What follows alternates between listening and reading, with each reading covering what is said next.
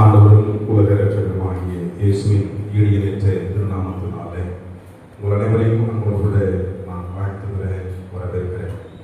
மீண்டும் ஒரு வாய்ப்புகளை தமிழ் சுவிசேஷ லுத்தரன் திருச்சபை அடியேனுக்கு கொடுத்திருக்கிற நல்லதொரு சூழலுக்காக ஆண்டவரை நான் மனதார ஸ்தோத்திரிக்கின்றேன். பரமக்குடி இந்த தமிழ் சுவிசேஷ லுத்தரன் திருச்சபையுடைய சபை ஆயிரம் என் அருமை தோழருமாகிய ரெவரண்ட் ஆபிரகாம் சாமுவேல் ஐயா அவர்களை நான் வாழ்த்துகிறேன். அவரோடு இணைந்து செயலாற்றுகின்ற அருமையான சபை சங்கத்தா, அருமையான ஏனைய உறுப்பினர்கள், குடும்பத்தினுடைய பிள்ளைகள் எல்லாரையும் நான் வணங்குகிறேன், வாழ்த்துகிறேன். ஆண்டுடைய நாமத்தை இணைந்து போற்றுவோமாக. இந்த 3 நாட்கள் ஒவ்வொரு திருச்சபைகளில் இருந்தும் அந்தந்த திருச்சபை தலைவர்களை அழைத்து ஆண்டவருடைய இறைவார்த்தைகளை பகிர்ந்து கொள்ளும்படியாக சிந்தித்த உங்களுடைய சிந்தனைகளுக்காக நான் முதலாக நன்றி செலுத்துகிறேன்.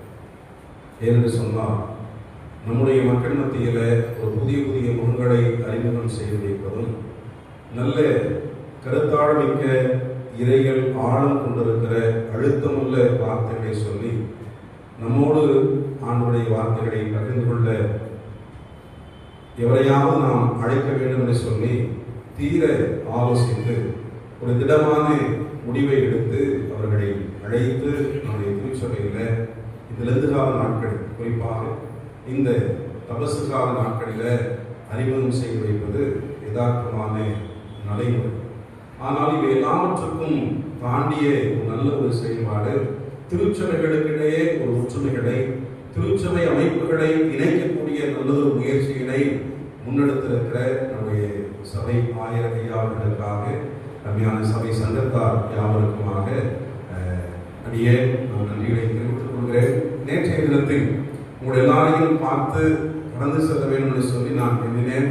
இருந்தாலும் என்னை ஒரு சிலர் அடையாளம் கண்டு, முதலாவது சபை ஆயர் ஐயாவர்களும் என்னை அடையாளம் கண்டு என்னை எனக்கு நன்றி சொன்னது நெய் சிரித்து போனது. அப்படியே பயந்து பின்னாடி அப்படி ஓடிட்டு யாருக்கு தெரியாமல் வந்து அப்படி போகணும்னு நினைச்சேன்.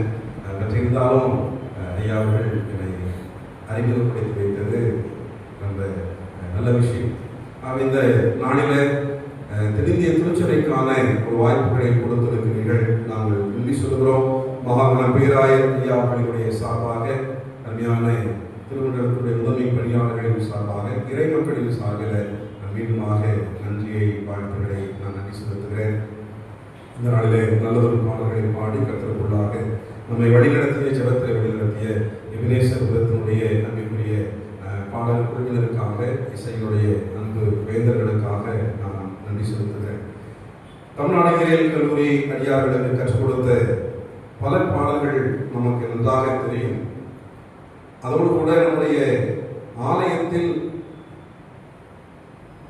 கற்றுக் கொடுத்திருக்கக்கூடிய பாடல்கள் உங்கள் அனைவருக்கும் ஓரளவு தெரிந்திருக்கக்கூடும் என்று சொல்லி நான் எண்ணுகிறேன்.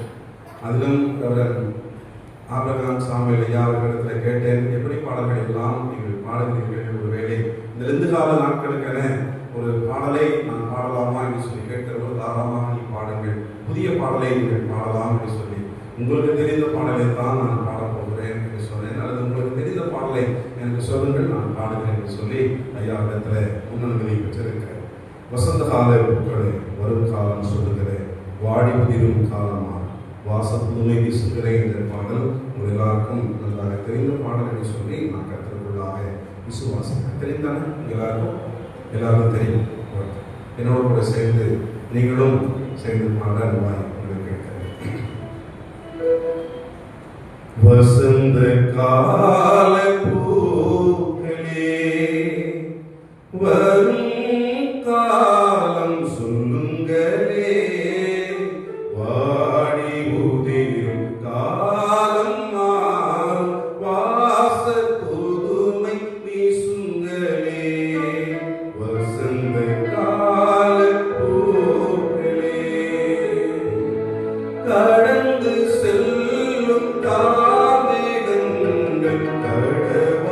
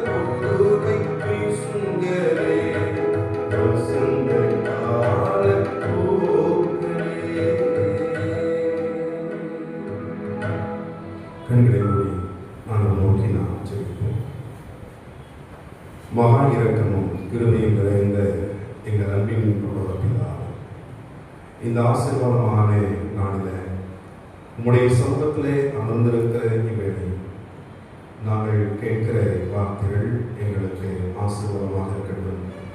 பேசுகிற வார்த்தைகள் ஆண்டவரே உம்முடைய வார்த்தைகளாக இருக்கட்டும் என்று சொல்லி என்னை அர்ப்பணிக்கிறேன். இதை யாரையும் எங்கள் ஆண்டவரும் மீட்பரும் ஆகி இயேசுவின் வழியாய் மன்றாடுகிறோம் எங்கள் அன்பின் பரவாயில்லை.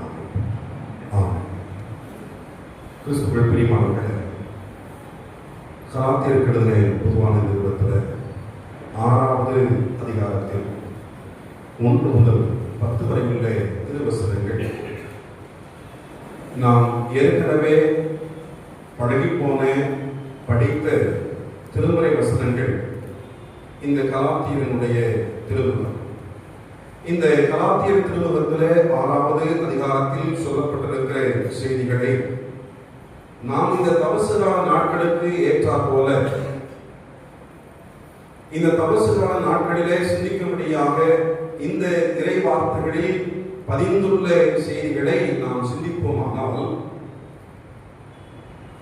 ஆண்டவருடைய இறை பிரசன்னங்களை உணரக்கூடிய இந்த வேளையில், குறிப்பாக இந்த தபசுகால நாட்களில் நேற்றைய தினத்தில் ஒரு தலைப்பினை தாங்கி நாம் கேட்டோம். நேற்றைய தினத்தில் ரோமன் கத்தோலிக்க திருச்சபையின் வழியாக அருட்சான்று நிலையத்தினுடைய அன்பிற்குரிய இறை ஊழியராக அருமையான அருட்சகோதரர் அகஸ்டின் ஐயா அவர்கள் நம்மளோட பேசிய வார்த்தைகள் நம்முடைய நினைவுகளுக்கு வரட்டும்.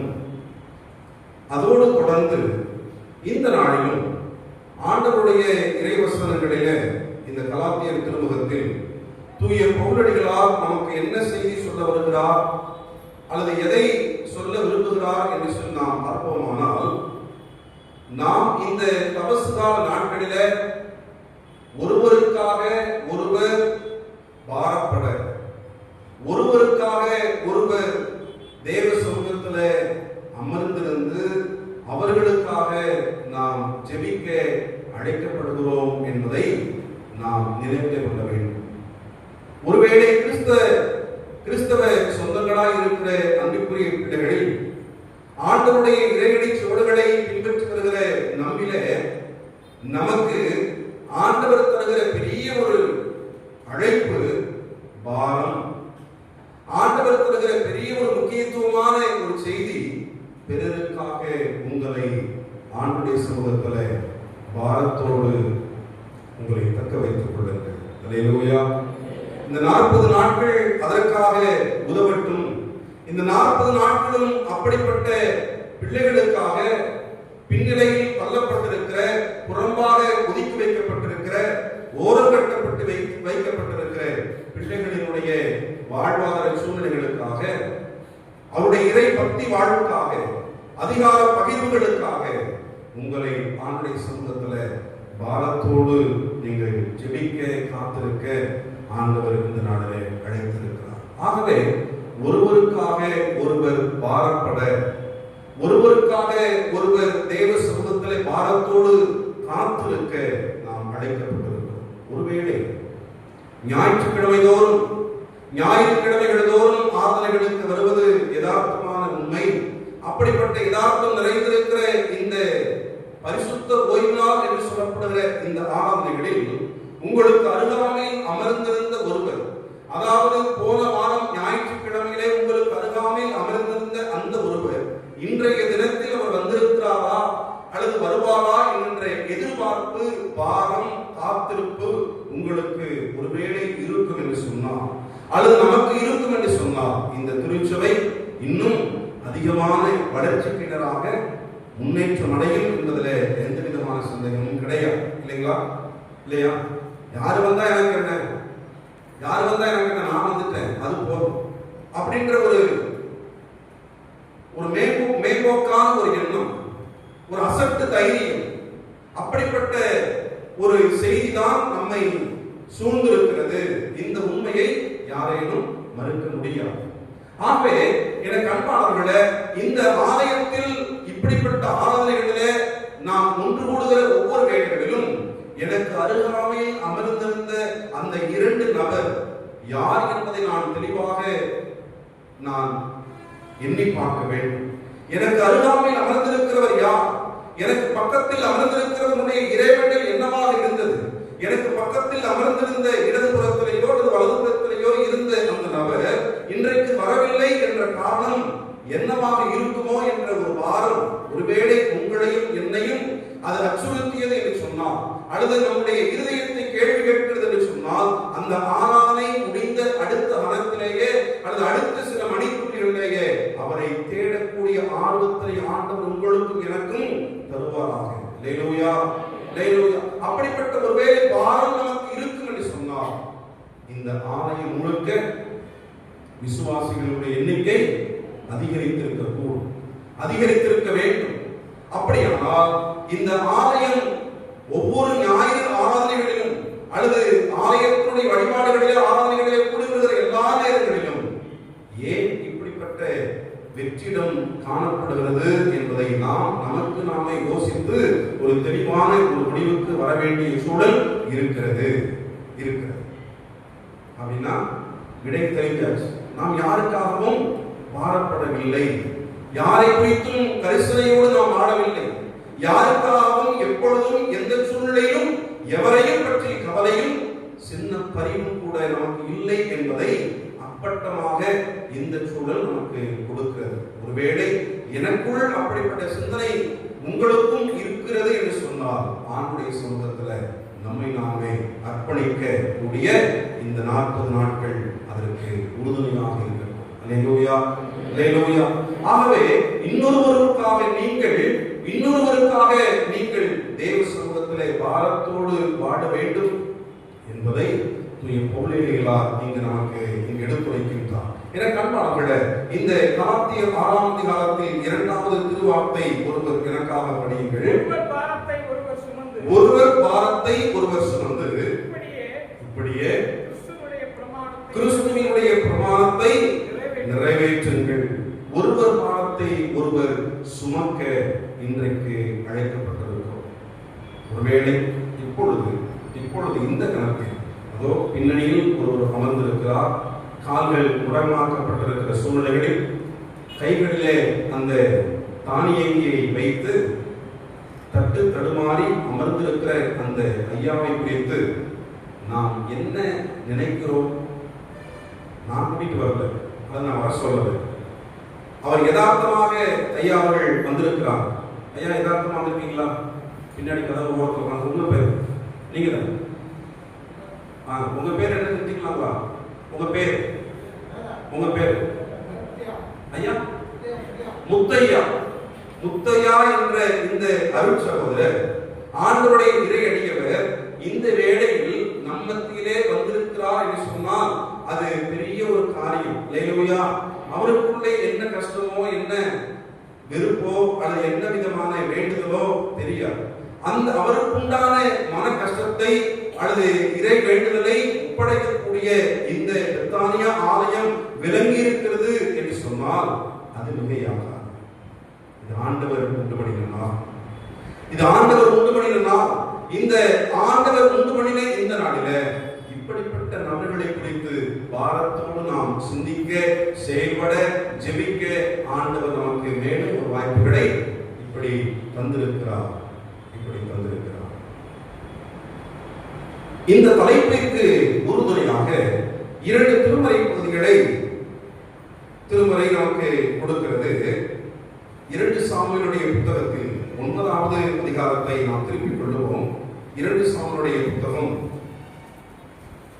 9வது அதிகாரத்தை நாம் திருப்பிக் கொள்ளுவோம். அதில் 1 முதல்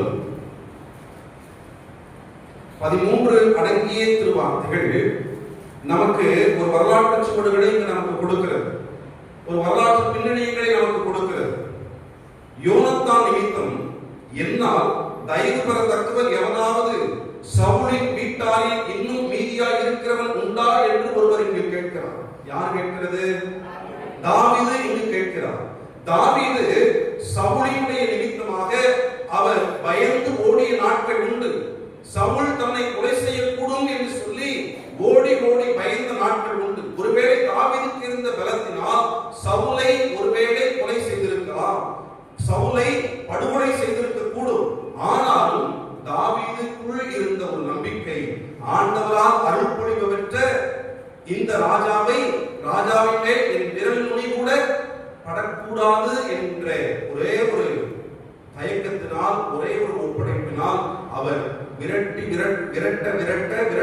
விரட்டப்பட இவர் ஓடி ஒளிந்து தன்னை காத்துக் கொள்ளக்கூடிய இறையடியவராக இருக்கிறார் என்பது இந்த திருமுறை நமக்கு கொடுக்கக்கூடிய பின்னணிய செய்தியாக இருக்கிறது. என கண்டார்களே, இந்த தலைப்பிற்கும் இந்த திருமறை பகுதிகளுக்கும் என்ன சம்பந்தம்? ஒருவருக்காக ஒருவர் பாரப்பட இந்த தலைப்பு நமக்கு சொல்லி இருக்கக்கூடிய வேளையில இந்த பகுதி நமக்கு சொல்ல வருகிற செய்தி என்ன? சவுலுக்கு ஒரு மகன் இருந்தார். அவருடைய பேர் என்ன? யோனத்தான். யோனத்தானுக்கும் தாவீதுக்கும் என்ன சம்பந்தம்? நண்பர்கள், நல்ல உயிர் தோழர்களாக, நண்பர்களாக பழக்குவிக்கப்பட்டிருக்கிற பழகின அன்பிற்குரிய பிள்ளைகளாகிய இருவரும் ஒன்றே அணியிலே இணைந்து பயணப்பட்டுக் கொண்டிருக்கிற வேளைகளில ஆறுவதும் சவுல் தாவீதை கொலை செய்யப்படுகிற வேளை வந்தாலும் கூட தாவீதுக்காக சவுலாகி தன் தகப்பனிடத்திலே பரிந்து பேசிய நாட்கள் உண்டு. அவன் என்னுடைய நண்பனாக இருக்கிறான், அவன் கடவுளுக்கு பயந்தவனாக இருக்கிறான், அவனை நீங்கள் எதுவும் செய்யக்கூடாது என்று சொல்லி தன் தகப்பனாகிய சவுலிடத்திலே கேட்டிருக்க கூடும். ஆனாலும் கூட சவுலுக்குள்ளே இருந்த தீய எண்ணம் கொண்டிருக்கக்கூடிய பிசாசனுடைய தூண்டுகோல் நிமித்தமாய் தாவீதை எப்படியாவது கொலை செய்து விட வேண்டும் என்று சொல்லி முனைப்போடு செயல்பட்ட சவுலை சந்தித்துக் கொண்டிருக்கக்கூடிய சூழ்நிலைகளில் எனக்கு அன்பானவர்களே, இன்றைக்கு உங்களுக்கு முன்னே இருக்கக்கூடிய சவுல், இந்த சவுலை போல அநேக சவுல்கள் உண்டு. உறவுகள் என்று சொல்லப்படுகிறது, இந்த உலக வாழ்க்கையிலே வாழப்படுகிற கிறிஸ்தவர்கள் என்று சொல்லப்படுகிற உங்கள் எல்லாருக்கும், நம் எல்லாருக்கும் இந்த விதமான சவுல்கள் உண்டு. யதார்த்தமான உண்மையை நாம் புரிந்து கொள்ள வேண்டும். ஒரு சாதாரண ஒரு கிறிஸ்தவ பின்னணியை சார்ந்திருக்கிற நம்மில பக்கத்து வீட்டில் சண்டை இருக்கலாம், அல்லது எதிரடியிலே சண்டை இருக்கலாம், அல்லது அந்த அமர்விலே பகை உணர்வுகள் இருக்கலாம்.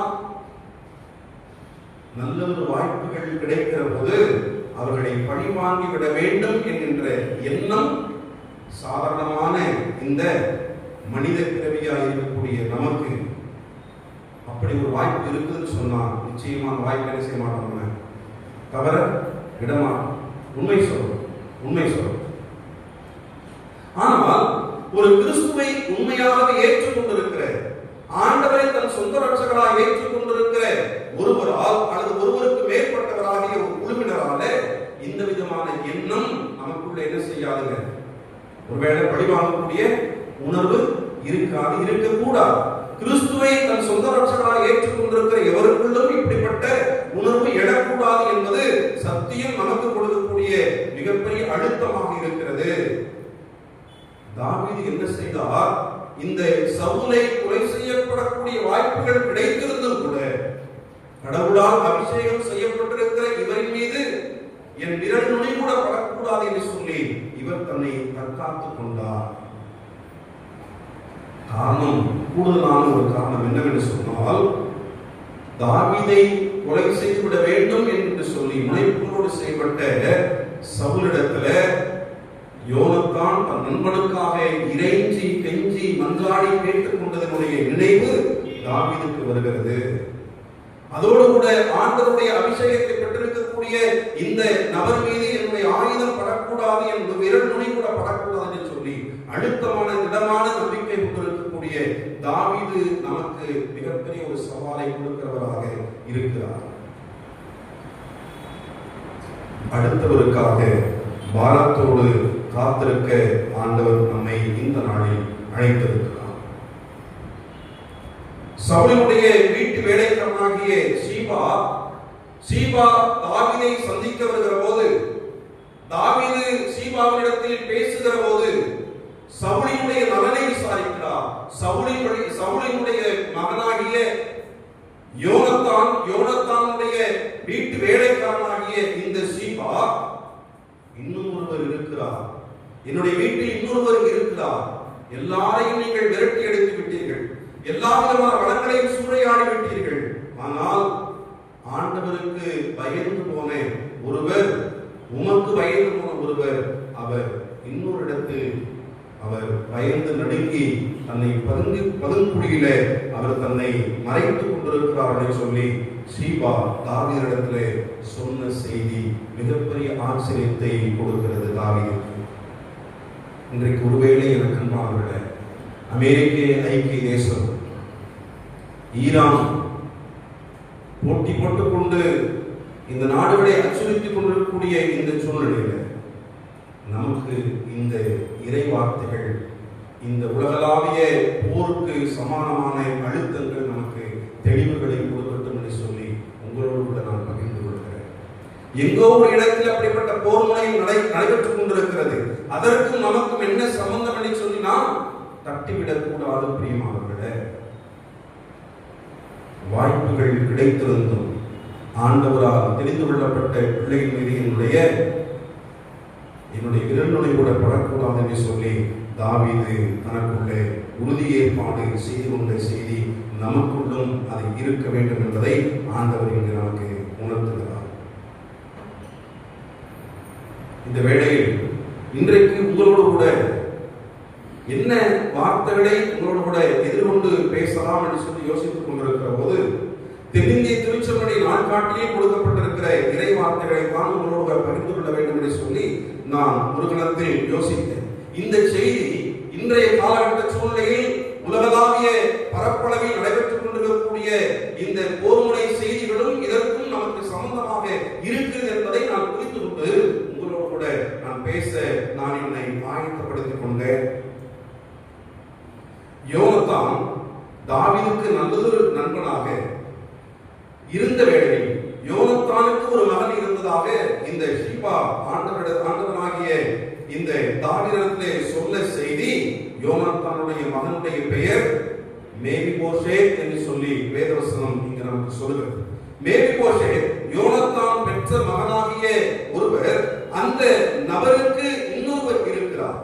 மேவிபோசேத்திற்கு திருமணமான சூழ்நிலையில் மேவிபோசேத்தினுடைய மகன் மீகா என்று சொல்லி இந்த திருமறை நமக்கு இங்கு சொல்லுகிறது. எனக்கு அன்பானவர்களே, எனக்காக ஒருவர் இங்கு படியுங்கள். 6வது திருவார்த்தை, சவுலின் குமாரனாகிய யோனத்தானின் மகன் மேவிபோசேத் தாவீதிடத்தில் வந்தபோது முகங்குப்புற விழுந்து வணங்கினான். அப்பொழுது தாவீது, மேவிபோசேத்தே, அவன் இதோ அடியேன் இருக்கிறேன் என்று சொன்னான். சொல்லும் என்ன சொல்ல வருகிறேன் மேவிபோசேத் என்று சொல்லி இங்கு தாவீது சொல்லப்படுகிற போது, மேவிபோசேத்தின் வழியாக இன்னொரு இங்கு தகவல் கிடைக்கிறது. நீ பயப்படாதே, உன் தகப்பனாகிய யோனத்தான் நிமித்தம் நான் நிச்சயமாய் உனக்கு தயை செய்வேன். உன் தகப்பனாகிய சவுலின் நிலங்களை எல்லாம் உனக்கு நான் திருப்பி நான் கொடுப்பேன். என்னுடைய பந்தியில் தினம் அனுதினமும் என் பந்தியில என்னோடு கூட சேர்ந்து நீ உண்ணலாம் என்று சொல்லி வாய்ப்புகளை தாவீதுக்கு கொடுக்கிறார். எதன் நிமித்தமாக கொடுக்கிறார்? என கண்பானவர்களே, யோனத்தான் தாவீதுக்கு நல்ல ஒரு நண்பனாக இருந்த வேளையில யோனத்தானுடைய மகன் ஒரு கால சூழ்நிலையில் நன்றாய் பிறந்து வளர்ந்த யோனத்தானுடைய மகனுக்கு ஏற்பட்ட ஒரு கொடூர ஒரு சம்பவம், விரட்டி அடிக்கப்பட்ட ஒரு சூழ்நிலை, நாடு கடத்தப்பட வேண்டிய ஒரு சூழ்நிலையில மேவிபோசேத்தும் அருமையான நம்பிக்கை அவரோடு இருந்த பிள்ளைகளும் தப்பித்து ஓடக்கூடிய ஒரு சூழ்நிலையில கால்கள் இரண்டும் முடமாக்கப்பட்டது என்று சொல்லி வேதவசனம் இங்கு சொல்லுகிறது. வரலாறும் நமக்கு பின்னணியும் அப்படியாக சொல்லுகிறது. தன்னுடைய நண்பனை நினைத்து பார்க்கிறான் தாவீது. நண்பன் பெற்ற பிள்ளையை நான் பாதுகாக்கப்பட வேண்டும், பாதுகாத்து வழிநடத்தப்பட வேண்டும் என்ற செய்தி தாவீதுக்குள் எழுகிறது. தாவீதின் வழியாக பாதுகாக்கப்பட வேண்டிய அன்பிற்குரிய மகன் தாவீதோடு இணைந்து வாழக்கூடிய வாய்ப்புகளை பெற்றுக் கொள்கிறார். இன்றைக்கு ஒருவேளை கண்பானவர்களே, நம்முடைய குடும்பத்தார்களில் அப்படிப்பட்ட ஒரு நெருக்கடியான ஒரு சூழல் ஏற்படுகிறது என்று சொன்னார். தன்னுடைய பையன் என்று தெரிந்தும் கூட அவருடைய பிள்ளைகளை நாம் எந்த விதத்திலும் தண்டிக்கப்படக்கூடாது என்கின்ற செய்தி இந்த இறைவார்த்தை வழியாக கர்த்தர் நமக்கு இங்கு கொடுக்கிறார். மேவிபோசத்தினுடைய வாதத்தை, மேவிபோசத்தினுடைய பின்னணியத்தை தாவீது புரிந்து கொண்டு இவர்களுடைய வாரத்தை தனக்கான வாரமாக எடுத்துக்கொண்ட தாவீது உங்களுக்கும் எனக்கும் மிகப்பெரிய ஒரு சவால் நிறைந்தவராக இருக்கிறார் என்பதை உங்களோட நான் பகிர்ந்து கொள்கிறேன். ஒருவேளை வரலாற்றுடைய பின்னணிகளிலே நான் பார்ப்போம் என்று சொன்னால், மிஷனரிமார்கள் அவர்களுக்கு என்ன ஒரு பாரம் இருந்தது. இன்றைக்கு நாம் சுகபோகமாக இந்த திருச்சபையில் அமர்ந்திருக்கிறோம் என்று சொன்னால், மிஷனரிமார்கள் செய்த அர்ப்பணிப்பு, மிஷனரிமார்களுடைய உயிர் துறப்பின் நிமித்தமாக, தியாகத்தின் நிமித்தமாக இன்றைக்கு நீங்களும் நானும் ஆண்டுடைய ஆலயத்தில் நாம் வசதியாக உட்கார்ந்து கொண்டிருக்கிறோம். அது சாராட்டக்கராக இருக்கலாம், ஐடாஸ் கடராக இருக்கலாம், நீங்கள் தோகைவாக இருக்கலாம், எமி கார்வேக்கராக இருக்கலாம், ராக்லான் ஐயராக இருக்கலாம். எப்படிப்பட்ட மிஷனரிமார்களையும் போதகர்களையும் நாம் இந்த நேரத்தில் நினைவு கூறுகிற வேளையில அவர்களுடைய தியாகங்களை நாம் நினைவு கூற அழைக்கப்படுகிறோம். அவர்களுக்கு இருந்த ஒரே ஒரு பாரம், இந்த தேசம் முழுக்க ஆண்டவருடைய இறைவாக்குகள் சென்று ஆக வேண்டும், ஆண்டவருடைய இறை செய்தி எல்லா இடத்திலும் போய் சேர வேண்டும், எல்லா மக்களும் சிறுமியின் பக்கமாக அவர்கள் திரும்பி வர வேண்டும் என்கின்ற மிகப்பெரிய ஒரு அழுத்தம், இந்திய நாடு ஆண்டவருக்கு சொந்தமாக்கப்பட வேண்டும் என்ற மிகப்பெரிய ஒரு அழுத்தம் மிஷனரிமார்களுக்கு இருந்தது என்பதை நமக்கு நன்றாக தெரியும். அவர்களுக்கு இருந்த அந்த அழுத்தம் இன்றைக்கு நமக்கும் இருக்கிறதா, நமக்குள்ளும் இருக்கிறதா என்பதை நாம் யோசித்து பார்க்க ஆண்டவர் இந்த நாளை தந்திருக்கிறார். 40 நாட்களில் பிறருடைய பாரத்தை நாம் ஏற்க, தாவீது பிறருடைய பாரத்தை தமக்கான பாரமாக ஏற்று அவனை சுகபோகமான வசதி வாய்ப்பு நிறைந்த வாழ்க்கையிலே வாழ்வதோடு மட்டுமல்ல, அனுதினமும் என்னோடு இணைந்து நாளுக்கு நாள் நாளொரு ஒவ்வொரு பொழுதும் ஒவ்வொரு வேளையும் என்னோடு என்னுடைய பந்தியில் எனக்கு சரிக்கு நிகராக நீ அமர்ந்து உண்ணலாம் என்கின்ற மிகப்பெரிய ஒரு வாய்ப்புகளை தாவீது கொடுத்திருக்கிறார் என்று சொல்லுகிற போது, இன்றைக்கு உங்களுக்கும் எனக்கும் இப்படிப்பட்ட ஒரு தகவல், இப்படிப்பட்ட ஒரு அழுத்தம் ஆண்டவர் நமக்கு தரட்டும் என்று சொல்லி ஆண்டுடைய சமூகத்தில் என்னை அர்ப்பணிக்கிறேன். அவன் சொல்லுகிறார், 8ஆம் வசனத்திலே சொல்லுகிறார், அப்பொழுது அவன் வணங்கி தாவீதை வணங்கி, செத்த நாயை போல் இருக்கிற என்னை நீர் நோக்கி பார்க்கிறதற்கு உமது அடியான் எம்மாத்திரம் என்று சொல்லி, நான் செத்த நாயை போல இருக்கிறேன், நீ நினைத்தால் உமது பட்டயத்தால் என்னை கீறி போடலாம், நீ நினைத்தால் உமது பட்டயத்தால் என்னை 2 அல்ல 4 துண்டுகளாக என்னை வெட்டி கூறு போடலாம், ஆனால் நீர் உம்முடைய அடியானாகிய என்மேல் உம்முடைய அனுக்கிரகமும் உம்முடைய தயையும் கிடைத்திருக்கிறது என்று சொல்லி நான் உம்மை சரணடைகிறேன் என்று சொல்லி இங்கு தாவீதிடத்தில் சரணடைகின்ற தேவகுமாரனை இங்கு பார்க்கிறோம். அந்தபடியாகத்தான் எனக்கு அன்பானவர்களே, சீபா ராஜாவை நோக்கி, ராஜாவாகிய ஆண்டவன் உமது அடியானுக்கு கட்டளையிட்டபடியெல்லாம் உமது அடியானாகிய நான் செய்வேன் என்று சொல்லி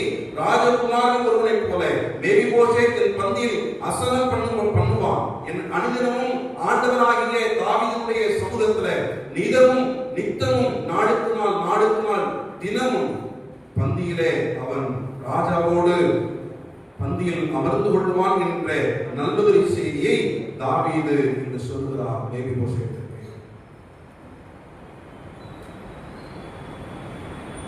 அன்பு நிறைந்த பெத்தாயபுரத்துடைய திருச்சபை மக்களே, அன்பு இறை மக்களே, ஆண்டவருடைய இறை பந்தியில் சேருவதற்கு நீ நான் என்ற போட்டி இங்கு இல்லை.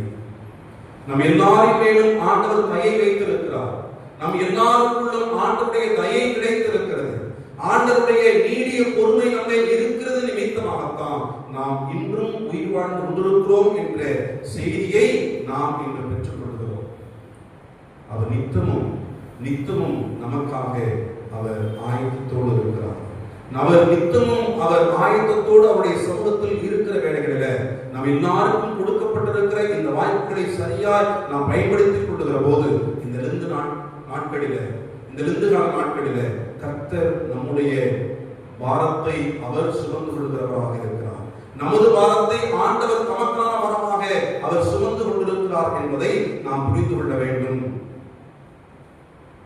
ஆகவே எனக்கு அன்பானவர்களே, ஒருவர் பாரத்தை ஒருவர் நாம் சுமக்கக்கூடியவர்களாக, நமக்கு அருகாமையில் இருக்கக்கூடிய மகளினுடைய பாரத்தை நமது பாரமாக ஏற்று ஆண்டவருடைய சமூகத்தில் கூடி வருகிற எல்லா வேளைகளிலும் அவர்களுக்காக நாம் ஜெபிக்கக்கூடிய குழுவினராக இருக்கிறோமா? அவர்களுக்காக இறைவனில் செய்யக்கூடிய குழுவினராக இருக்கிறோமா? அல்லது நற்காரியங்களை செய்யக்கூடிய பிள்ளைகளாக நாம் இருக்கிறோமா? பெண்கள் ஐக்கிய சங்கமாக, ஆண்கள் குழுவினராக, திருச்சபையினுடைய ஐக்கியமாக நற்காரியங்களை செய்கின்ற, நற்பணிகளை செய்கின்ற, வாழ்வாதார பிரச்சனைகளோடு போராடி கொண்டிருக்கிற பிள்ளைகளுக்காக அவருடைய வறுமையை போக்கக்கூடிய விதத்தில் அவருடைய பாரத்தை நமது பாரமாக ஏற்று செயல்படக்கூடிய ஒரு கிறிஸ்தவனாக நாம் இருக்கிற போது நிச்சயமாக ஆண்டவர் நம்மை ஆசீர்வதிக்கிறவராக இருக்கிறார் என்பதில் எந்த விதமான சந்தேகமும் இல்லை. தாவீது அவனமாகவே அவர் செயல்பட்டார். தாவீது அவனமாகவே செயல்பட்டதனுடைய நிமித்தமாக அவர் ராஜாவாக உயர்த்தப்பட்ட வேளையில் தன்னுடைய பகைஞனுடைய பிள்ளைகள் என்று தெரிந்தும் கூட தயை காட்டிய ஒரு பெருமகனாக திகழ்கிறார். இரக்கம் காட்டக்கூடிய தகப்பனாக திகழ்கிறார். வாழ்வு கொடுக்கக்கூடிய சக்கரவர்த்தியாக திகழ்கிறார் என்பதை நாம் தெரிந்து கொள்ள வேண்டும். இன்றைக்கு ஆண்டுடைய சமூகத்தில் ஒரு பொருத்தனையை நாம் செய்வோம். ஆண்டவரே, எங்களுக்கென இருக்கக்கூடிய பாரத்தை, எங்களை நாடி இருக்கக்கூடிய மக்களுடைய பாரத்தை எங்களது பாரமாக ஏற்க எங்களுக்கு நல்மனதைத்தான். எங்களுக்கு அருகாமை வாழ்ந்து கொண்டிருக்கக்கூடிய சொந்தத்தின் பிள்ளைகளுடைய பாரங்களை எங்களது பாரங்களாக நாங்கள் ஏற்று நாங்கள் செயல்படுவதற்கான வாய்ப்புகளை எங்களுக்கு தருவீராக என்று சொல்லி நாம் ஜெபிக்க அழைக்கப்படுகிறோம். இந்த பெத்தானியபுரத்தினுடைய திருச்சபையினுடைய பிள்ளைகளுக்கு அப்படிப்பட்ட பாரம் உண்டு என்பது அடியார்களுக்கு நன்றாக தெரியும் என்பதை உணர்ந்து சொல்கிறேன். ஒருவர் பாரத்தை ஒருவர் சுமக்க நாம் ஆயத்தப்படும். மீண்டுமாக அந்த கலாத்தியருக்கு பொதுவான நிருபத்தில் 6வது அதிகாரத்தில் 1 முதல் 10 வரை உள்ள திருவசனங்களை நாம் வீட்டிற்கு நேராக சென்று படிக்கிற போது நிச்சயமாக அந்த பகுதியில் சொல்லக்கூடிய விஷயங்கள் நமக்கு நன்றாக புரியும். இதற்கு உறுதுணையாக மார்க் 2ஆம் அதிகாரம் 1 முதல் 12 வரை உள்ள திருவசனங்களிலே சொல்லப்பட்டிருக்கிற செய்தி, மார்க் ஒருவேளை எடுத்துக்கொள்ளுங்கள், மார்க் 2ஆம் அதிகாரம்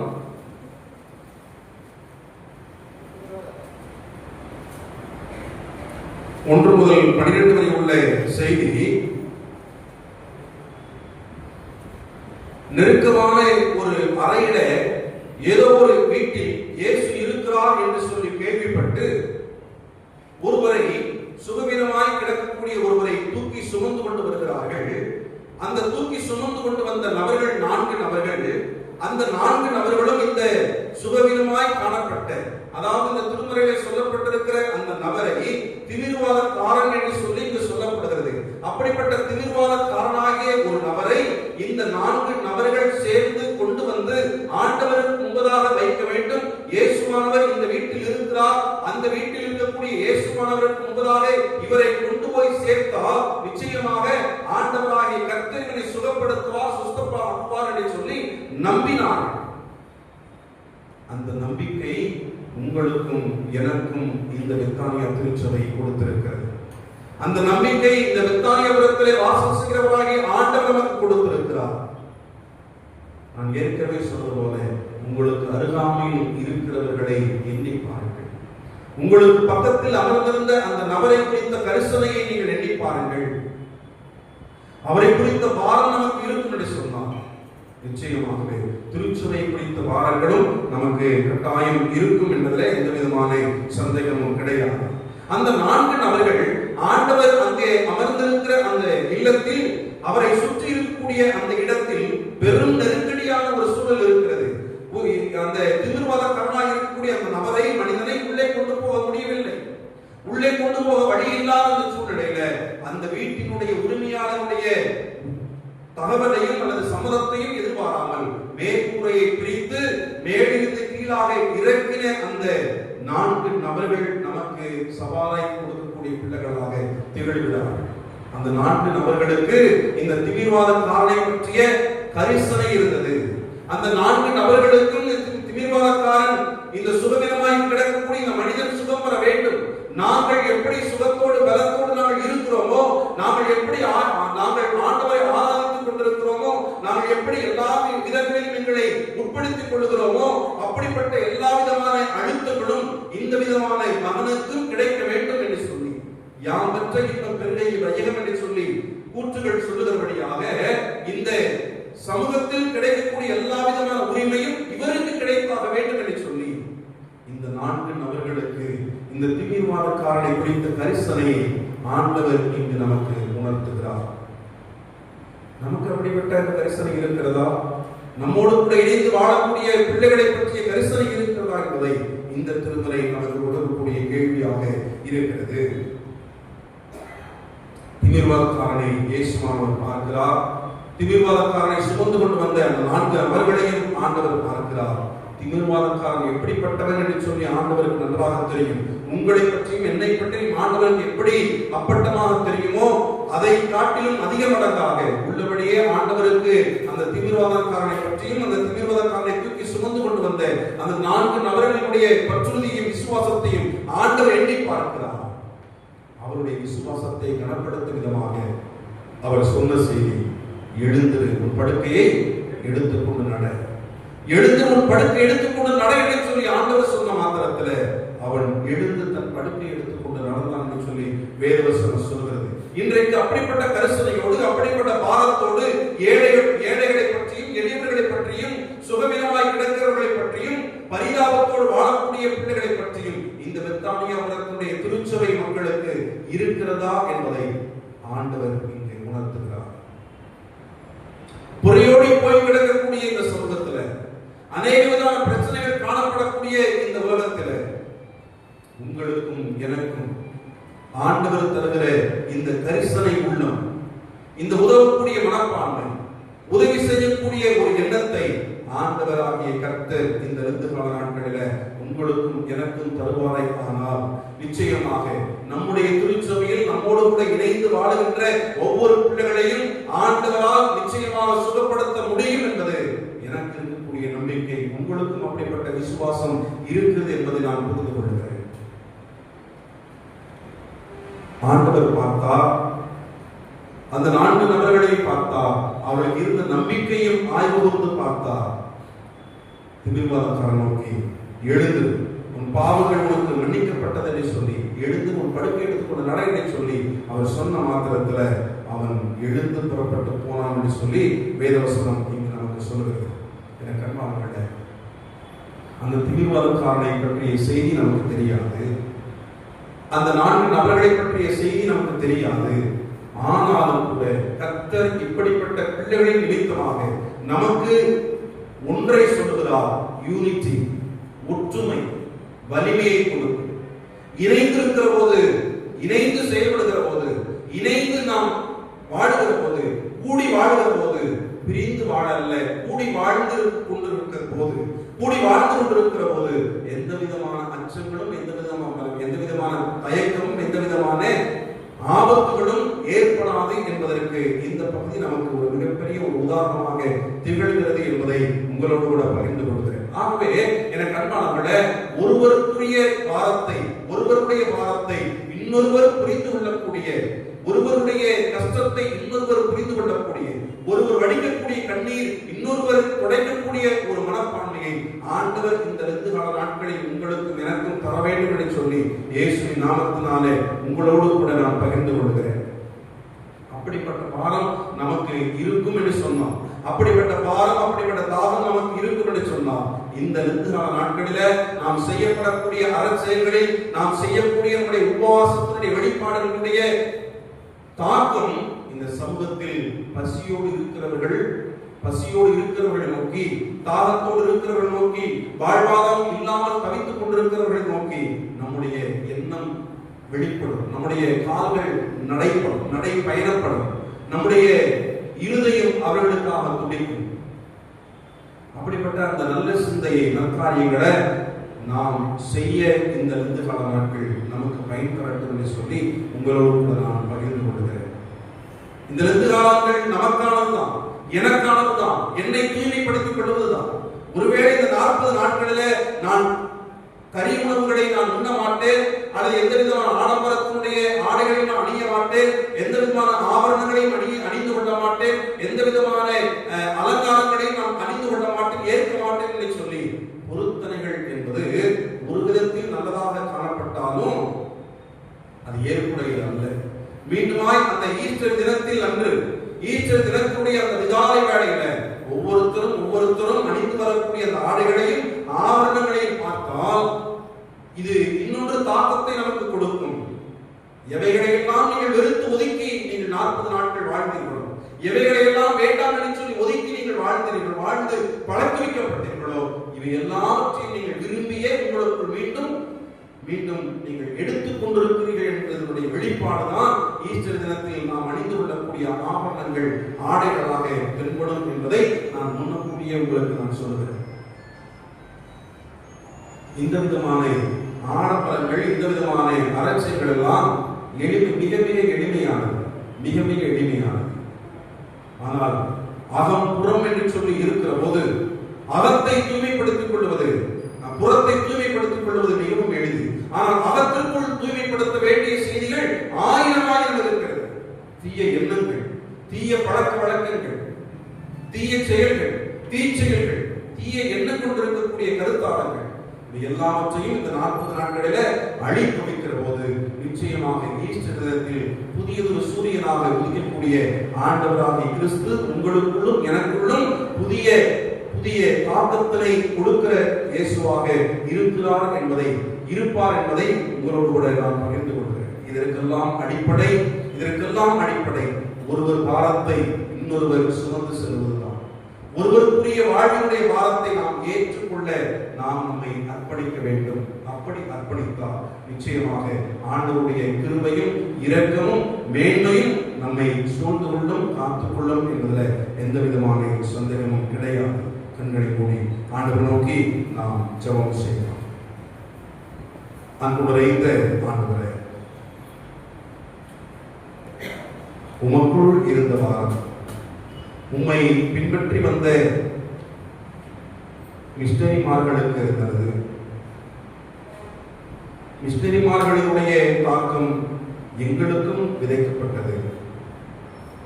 எங்களுக்குள் விதைக்கப்பட்டிருக்கக்கூடிய இந்த தாக்கம், பாரம், நிர்விசாரங்களாக வசதி வாய்ப்புகளினுடைய மாறுபாடுகளுடைய வேகத்தில் நாங்கள் உருக்குலைந்து போகக்கூடிய மனநிலை கொண்டவர்களாக நாங்கள் வாழ்கிறோம்.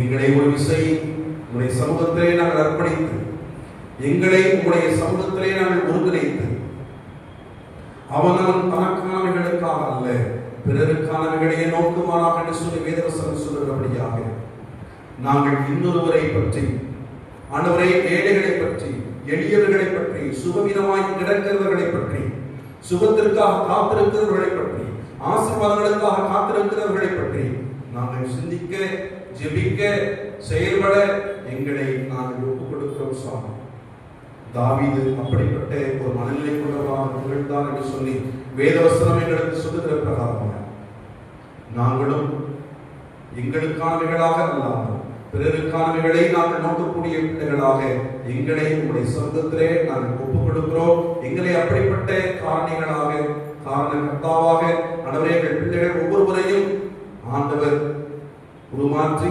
எங்களை பலப்படுத்தி ஆண்டவர் வழி நடத்தும்படியாய் நாங்கள் தொடர்ந்து எங்களோடு கூட யாவையும் எங்கள் ஆண்டவரும் உலக ரட்சகருமாகிய இயேசுவின் நாமத்தில் மன்றாடுகிறோம் எங்கள் அன்பின் பரமபிதாவே. நன்றி தெரிவித்துக் கொள்கிறேன். குறிப்பாக இன்றைய நாளிலும் ஆண்டவருடைய வார்த்தையும் ஆண்டவருடைய பரிசுத்த நாமத்தை புகழ்ந்து துதித்து பாடியும் நம்முடைய இந்த நாளில் நாங்கள் வழிநடத்திய தென்னிந்திய திருச்சபையின் சார்பாக கலந்து கொண்ட ஆயர்களுக்கும் இறைவர்களுக்கும் அந்த சகோதரர்களுக்கும் சகோதரிகளுக்கும் நாங்கள் நன்றி தெரிவித்துக் கொள்கிறோம். அது மட்டுமல்லாமல் இன்றைய நாளிலே நம்முடைய இணைந்திருக்கிற கிராம திருச்சபை உறவுகள் யாவருக்கும் நாங்கள் நன்றியை தெரிவித்துக் கொள்கிறோம். தொடர்ந்து இந்த கூடுதலிலே கடவுள் இறைப்பிரசனத்தின் வழியாக தொழில் நடத்துவார். நாளை காலை நேரத்திலே 6 மணியை தொடர்ந்து நாளை மாலை 6 மணிக்கு தொடர்ந்து இந்த துறையை தமிழ் திருச்சியாக நடத்தப்படும் என்பதை உங்களுக்கு அறிவித்துக் கொள்கிறோம். நாட்டை செபித்து உங்களுக்கு நிறைவு செய்வோம், ஜபம் செய்வோம். எங்களை நேசிக்கின்ற நல்ல ஆண்டவரே, உங்களுடைய கிருபை பெரியது, உங்களுடைய அன்பு பெரியது. நீங்கள் எங்கள் வாழ்வுக்கு செய்கின்ற நன்மைகள் அளவற்ற எல்லையற்ற ஆண்டவரே, அளவிட முடியாத நன்மைகளை எங்கள் வாழ்வில் ஒவ்வொரு நாளும் செய்து எங்கள் வாழ்வை ஆசீர்வாதமாய் பாதுகாக்கின்ற பரலோக பிதாவே, நீங்கள் கொடுத்த நல் வார்த்தைகளுக்காக நாங்கள் நன்றி செலுத்துகிறோம். எங்கள் பெயரை ஜீவ புத்தகத்திலே எவ்வாறு எழுத வேண்டும், அதற்கு நாங்கள் எவ்வாறு ஆயத்தப்பட வேண்டும் என்று நேற்றைய தினத்திலே அருட்தந்தை வாயிலாக எங்களுக்கு எடுத்துரைத்தீர்.